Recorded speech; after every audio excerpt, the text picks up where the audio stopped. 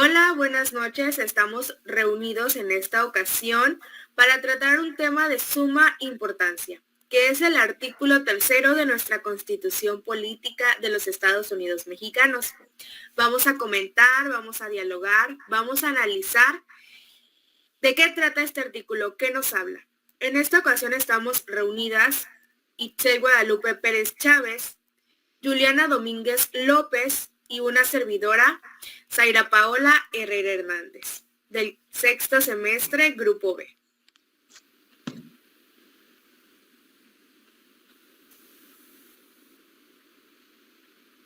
Bien, vamos a hablar sobre el artículo 3 constitucional, que nos dice que toda persona tiene derecho a la educación. El Estado, sea federación, estados, Ciudad de México y municipios, que impartirá y garantizará la educación inicial, preescolar, primaria, secundaria, media superior y superior. La educación inicial, preescolar y primaria y secundaria conforman lo que es la educación básica. Esta y a la media superior serán obligatorias. La educación superior lo será en términos de la fracción X del presente artículo. La educación inicial es un derecho a la niñez y será responsabilidad del Estado concientizar sobre su importancia. Pasaremos a lo que son tres conceptos importantes de lo que es el artículo 3 constitucional. Principalmente, ¿qué es la educación básica? La educación básica abarca la formación escolar que conforma los planes y programas de estudio desde los 3 años hasta los 15 años de edad y cursa a lo largo de todo este periodo 12 grados. Están distribuidos en 3 niveles: la educación preescolar, la educación primaria y la educación secundaria. La educación preescolar consta de 3 grados, la primaria de 6 y la educación secundaria de 3. Los principios. ¿Qué principios maneja el artículo 3?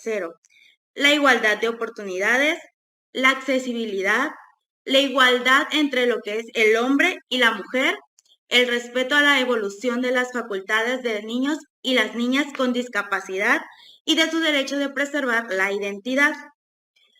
Como último concepto, los valores. Los valores que prevalecen en este artículo establece lo que es la libertad de enseñanza, la laicidad de la educación primaria, la gratuidad de la que ofrece el Estado, la exclusión de corporaciones y ministros religiosos y la vigilancia estatal sobre lo que es la educación privada. Entonces, ahora viene una serie de preguntas, de cuestionamientos que vamos a debatir entre nosotros acerca de lo que es el artículo 3 constitucional. Empezamos con: ¿por qué se pagan cuotas o colegiaturas si la educación debe ser gratuita? ¿Alguna de ustedes que quiera tomar la palabra? Como hemos escuchado y sabemos, hemos leído que la educación, según el artículo 3, debe ser democrática, nacional, debe contribuir a la convivencia humana y debe ser de calidad y gratuita. Estos siento que son dos elementos muy importantes que se deben de considerar en la educación. Entonces, bueno, ahora nos preguntamos, ¿por qué se pagan cuotas o colegiaturas si esta debe de ser gratuita? Pero a veces no nos ponemos a pensar que el gobierno no, como que no, los gastos no los completa, no los distribuye, o sea, el gobierno no complementa esos gastos, sino es la escuela la que debe ser encargada de la limpieza, de artículos de limpieza, lo que es jabón, detergentes, etcétera. Entonces, los padres de familia deberían de entender, o sea, no están de ese lado de la directiva de la escuela. Entonces, el gobierno no contribuye a esa parte de la escuela, tal vez sí contribuye, a la infraestructura, en algunos casos puede ser a limpiar los libros, etcétera, pero hay un lado atrás de todo eso que el gobierno no aporta a la escuela. Entonces, es como que un ¿Por qué si debería ser completamente gratuita? Como decía mi compañera Zaira, como tal, o sea, la escuela no cubre, por así decirlo, todos esos gastos y necesidades que algunas escuelas necesitan, y es por eso que se cobra alguna cuota mínima. ¿La educación hoy en día es democrática?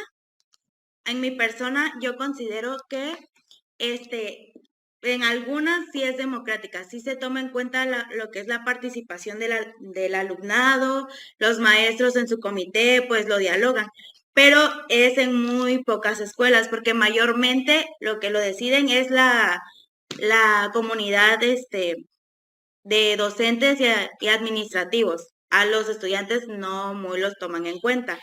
Así es. Bueno, una escuela democrática debería ser en la que los estudiantes son ciudadanos libres, todos somos libres, libres de expresión, responsable de la propia vida educativa, ¿no? En donde pueden participar directa o indirectamente, ya sea en el aula o en la institución, ¿no? Entonces, como bien decías, hay en ocasiones que no son tomadas en cuenta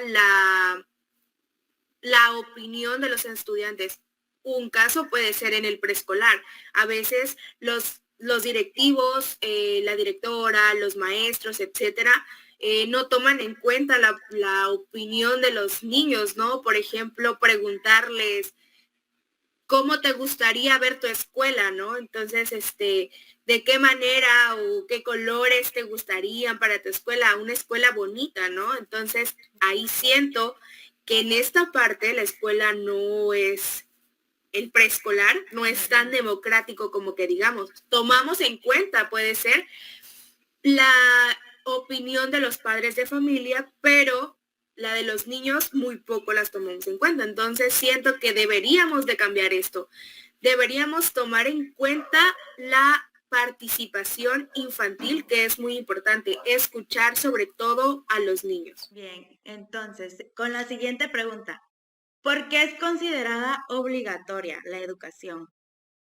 Pues siento que es obligatoria porque más que nada es un derecho que como ciudadanos tenemos cada uno de nosotros, y a pesar de que no sea gratuita, por así decirlo, pues tenemos derecho a una educación digna. Bueno, sí, tenemos derecho a la educación, ¿no? De que sea gratuita y sí debe de ser obligatoria para que así muchas personas puedan abrir sus mentes, puedan tener mejores pensamientos o ideas para ser partícipes de una sociedad.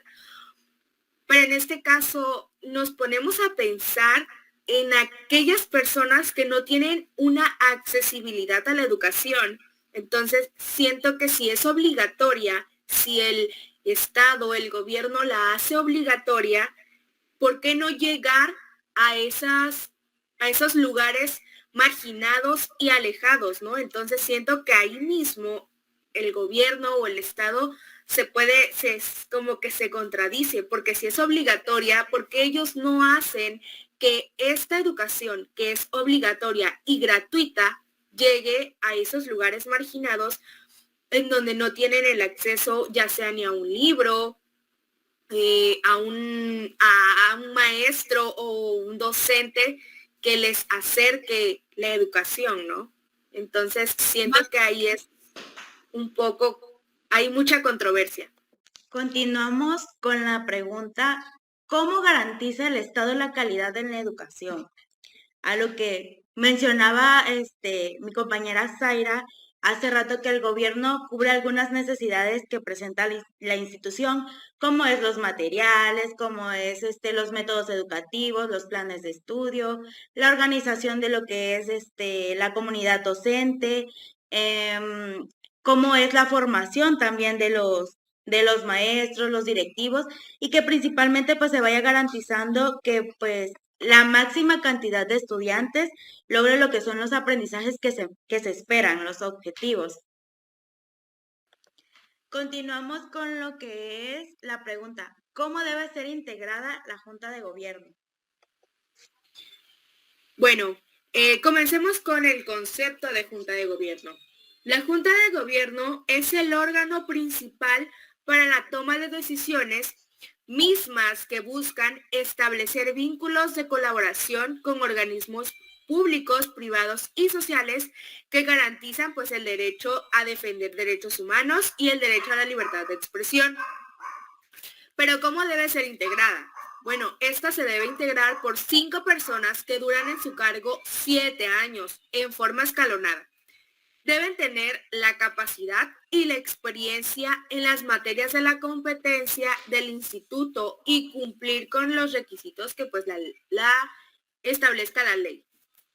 Más que nada, la junta directiva es responsable porque está adaptando los planes y programas para la educación para que sea de mejor calidad, para que los niños tengan un buen aprendizaje.